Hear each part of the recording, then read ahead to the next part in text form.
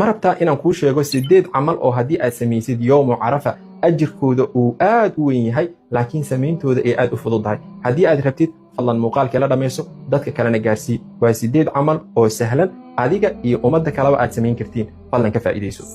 camalka koowaad waa ducada. yowmul carafa waa maalin duco. fadlan naftaada ha ka baqiilin inaad u ducaysid ehelkaaga, waalidkaa, walaalaha, awlaadaada, maalkaaga iyo dhammaan intaad jeceshahay iyo muslimiinta oo dhan. sababtoo ah rasuulka sallallahu calayhi wasallam wuxuu dhahay duco lagu ducaysto waxaa ugu fadli badan ama ugu khayr badan ducada maalinka carafa lagu ducaysto. aniga iyo rusushii iga horeysayna waxaan ku ducaysan jirnay laa ilaaha ila allahu waxdahu laa shariika lah lahu lmulku walahu alxamdu wahuwa calaa kulli shayin qadiir. haddaba imisaa ka dhihi kartaa ducadan aad u fudud haddii aad 100 jeer ka dhahdid, haddii aad 500 ka dhahdid, haddii aad 1000 ka dhahdid, haddaba go'aanka waa sii qaadan kartaa, sii niyeysa insha Allah. camalka labaad waa inaad soontaa maalinka yowmu carafa haddii aadan joogin beydka ilaahay ee xajka ah. fadlan maalinkan haddiiba aad awood u leedahay isku day inaad soontid, sababtoo ah waxaa lagu helaa fadliga ama ajirka 2 sano oo dembi dhaaf ah, sanad horoo tegey iyo sanad soo socdo. ilaahana og inaad gaari doontid. adoonba gaarin haddii lagu dembi dhaafo fursad aad u weyn waaye.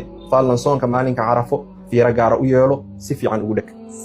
camalka saddexaad waa suuratul ikhlaas. waa suurad bishaaro u ah qof kasta oo muslim ah, sababtoo ah waa suurad fudud oo aad akhrin kartid aadna u sahlan. qul huwa allaahu axad allaahu samad lam yalid walam yuulad walam yakun lahu kufuwan axad. haddii aad 3 jeer akhrisid maalinka carafa dhexdeeda waxay la mid tahay adoo qur'aanka oo dhan qatimay.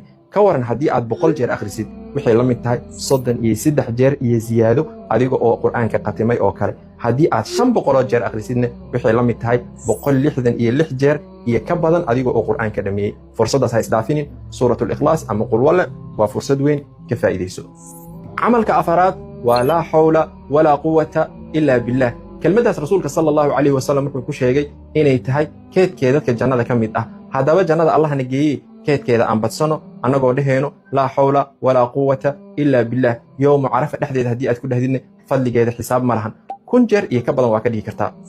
camalka shanaad waa subxaana allaahi wa bixamdihi. kelmaddan rasuulka sallallahu calayhi wasallam wuxuu ku sheegay qofkii maalin dhexdeeda 100 jeer ka dhaha in dembigiisa oo dhan lagu dhaafi doono, xitaa dunuubtiisa haddii ay la eg tahay ama ay ka badan tahay xoorta badda. ka waran yowmu carafa haddii aad ku dhexdhahdid 100 jeer iyo ka badan, 1000 jeer iyo ka badan iyadana waa dhihi kartaa si dunuubtaada loo daadsho. haddaba fursaddaas ha moogaanin, aad ayay u fududdahay. subxaana allaahi wa bixamdihi intaad doontid ka dheh. camalka lixaad waa as-sadaqa ama in aad maalinka carafa dhexdeeda wax sadaqaysatid. fadlan timir jeexeedba allah ka dhigay haddii aad awoodid sadaqayso, sababtoo ah sadaqada ilaahay caradiisa ayay demisaa, qabriga way nuurisaa, irsaaqada way